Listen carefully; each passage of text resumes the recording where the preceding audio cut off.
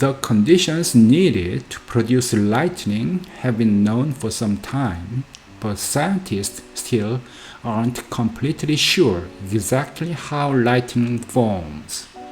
So people are still figuring it out.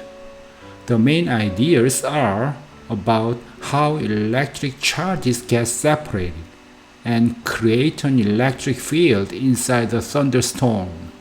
Recent research suggests that ice, hail, and partially frozen water drops are crucial for making lightning. If a storm doesn't have a lot of ice, it probably won't make much lightning. Thunderstorms are really chaotic. Inside them, there are strong currents of air moving up and down very close to each other. The air moving upwards, known as updrafts, carries tiny water droplets from the bottom of the storm all the way up to heights between 10 kilometers and 20 kilometers. That's super high, way above where water freezes. On the other hand, the air moving downwards or downdrafts bring hail and ice from the top of the storm where it's very cold. When the water droplets and ice crash into each other, the droplets freeze and give off heat. This heat keeps the hail and ice a bit warmer than the cold air around them, creating something called soft hail or grapple. As grapple smashes into more water droplets and ice, something important happens. Tiny bits called electrons get knocked off the grapple and attach it to the falling particles. Electrons have a negative charge, so this means the storm could end up with a negatively charged bottom and a positively charged top.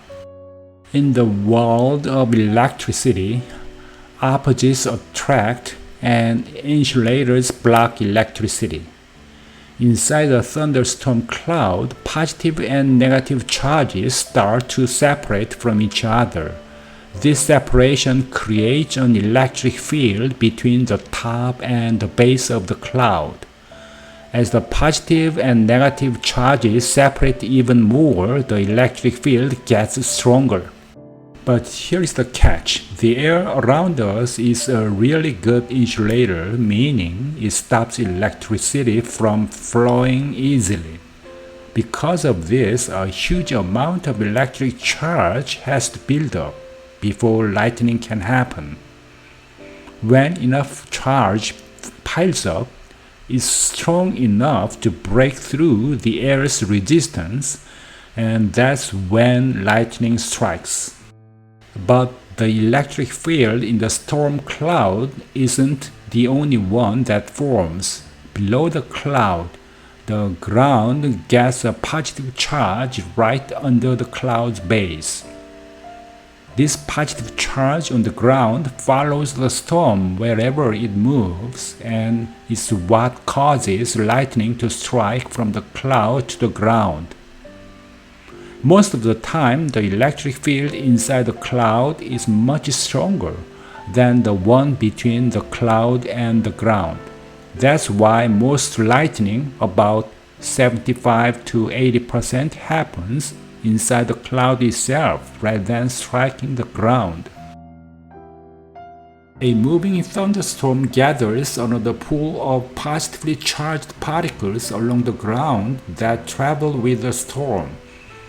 As the difference in charges continue to increase, positively charged particles rise up taller objects such as trees, houses, and telephone poles. A channel of negative charge called a stepped ladder will descend from the bottom of the storm towards the ground. Does lightning travel from the cloud to the ground or from the ground to the cloud? Actually, it's a bit of both. The whole process of lightning strike uses forces moving both up and down. First, there's an initial invisible electric discharge called the step ladder that moves from the cloud down towards the ground. As the step leader gets closer to the ground, the positive charges in the ground and in objects on the ground build up and reach out with their own path, called streamers. When the step leader and the streamer connect, a powerful discharge shoots off from the ground to the cloud, which is what we see as the lightning bolt. This main part of lightning that we see, called the return stroke, travels from the ground up into the cloud and is so bright that it makes up more than 99% of the light we see from a lightning bolt. So, while it looks like the lightning is coming down from the sky, the bright part we see is actually the connection made by upward moving charge. Tall things like trees and skyscrapers get hit by lightning a lot because their tops are closer to the clouds. Mountains also get struck often for the same reason. Since the air is good at blocking electricity, lightning will strike more easily if it doesn't have to travel as far. But just because something is tall doesn't mean it will always be hit by lightning. Sometimes lightning strikes the ground in an open area even if there are still trees nearby. It all depends on where the positive and negative charges build up.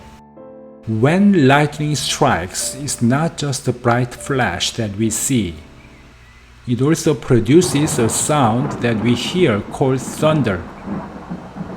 Thunder is the loud sound you hear after lightning strike and is caused by the super hot temperatures of the lightning. Lightning can get as hot as 30,000 degrees in Celsius, which is 5 times hotter than the surface of the sun. When lightning flashes, it heats the air around it to the same incredible temperature in less than a second. When air gets hot, it expands just like other gases.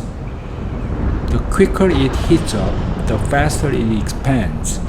When lightning hits the air to 30,000 degrees in Celsius in just a fraction of a second, the air expands so fast that it creates a big shock wave. This is called explosive expansion. It's like the air is pushing really hard against the air in front of it, making a loud noise similar to the boom of jet breaking the sound barrier or a firework exploding.